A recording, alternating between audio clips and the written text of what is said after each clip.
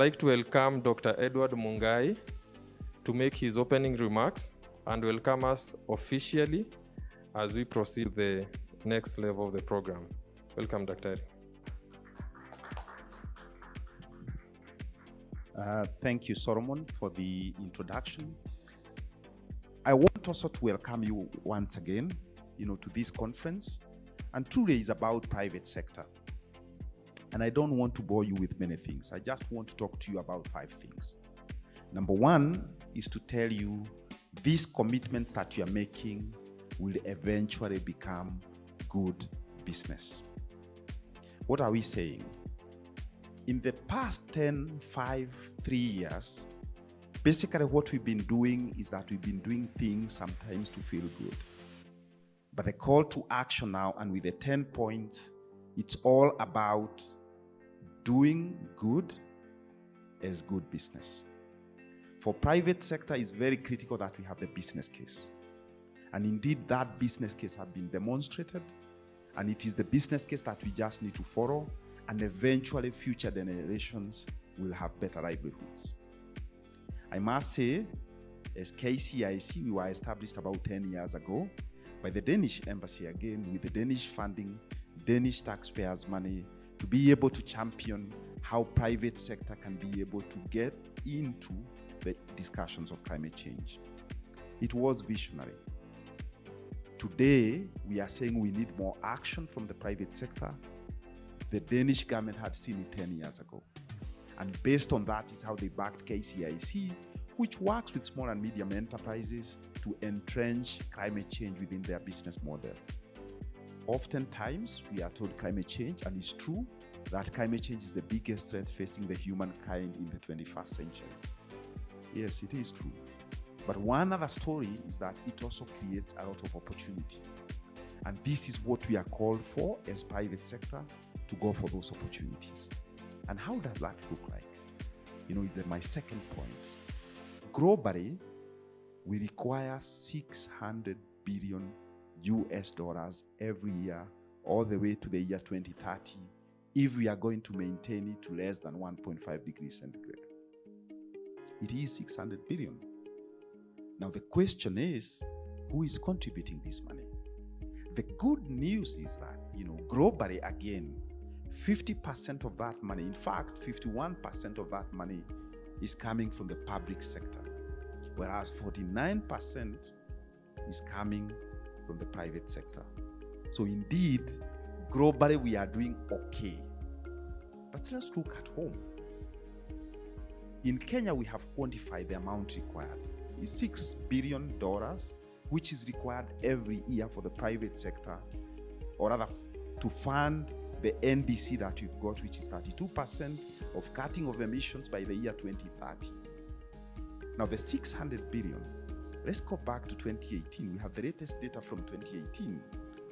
It says that Kenya had financial flows for climate change worth 250 billion shillings, 2.5 billion shillings, or rather $1 billion. Out of that, only less than 10% was coming from the private sector. So indeed, the Kenyan private sector is not doing enough. There is opportunity. As I said, we require 600 billion every year to get to 2030 if we are going to deliver the 32% emissions or carbon emissions that the government have promised. Now, that by itself is a big opportunity. When we look at those numbers, you realize that close to 180 billion shillings is going for mitigation, which is my third point. And only like 20 billion is going to adaptation. Yes, adaptation is hard to do. It is hard to demonstrate the business case, but that's where the gems are. So my encouragement, again, as my third point this morning, is to encourage the private sector to tap that opportunity. First, from point 2 is 600 billion, which is required. How much of that share can we be able to take and make it good business? And the third point is that we must be able to grow our adaptation funding. We must be able to roll our sleeves look into agriculture, look into water, and so that we can be able to provide our livelihoods with resilience. So we must look into adaptation. Now, the fourth point, as we go through this journey, we must be committed to invest. And in fact, is one of the points, or rather to invest in capacity building, we must be able to invest in tools that will enable us to be able to get to that level. Unfortunately, the time of working in silos is gone. We must be able to collaboratively work. And I think this is exactly why, together with KEPSA, we felt that it was important to have this conference. So that then we can be able to bring, the private sector, and together we can go far. Together we can be able to provide future generations with better livelihoods. The last point that I want to talk about is that the strategic document that was presented by KEPSA with the funding of FAO, and which we'll be launching today, have also some very good elements there. And it tells us that for this coordination to happen, CBIN will be an important vehicle. Climate Business Information Network. We as KCIC, we are still committed because our DNA is about supporting businesses to think about climate change, and we feel very strongly that CBIN will be a vehicle that can help to coordinate, but also to bring best practices and to bring the best tools and capacity building to the private sector for us to be able to move to the next point. So in that case, we are putting our commitment, to KEPSA and to other partners to be able to continue championing that direction of CBIN, and hopefully with all those 5 points, we will be able to be at a better place. Again, friends, it is about commitment. This conference is the first one in a series that we are going to take in the next couple of years.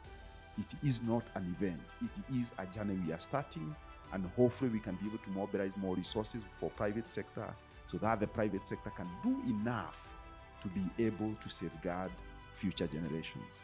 Once again, welcome to Strathmore University and to KCIC, and I wish you all the very best in your deliberation today, and hopefully we can have proper commitments at the end of the day. Thank you, and God bless you.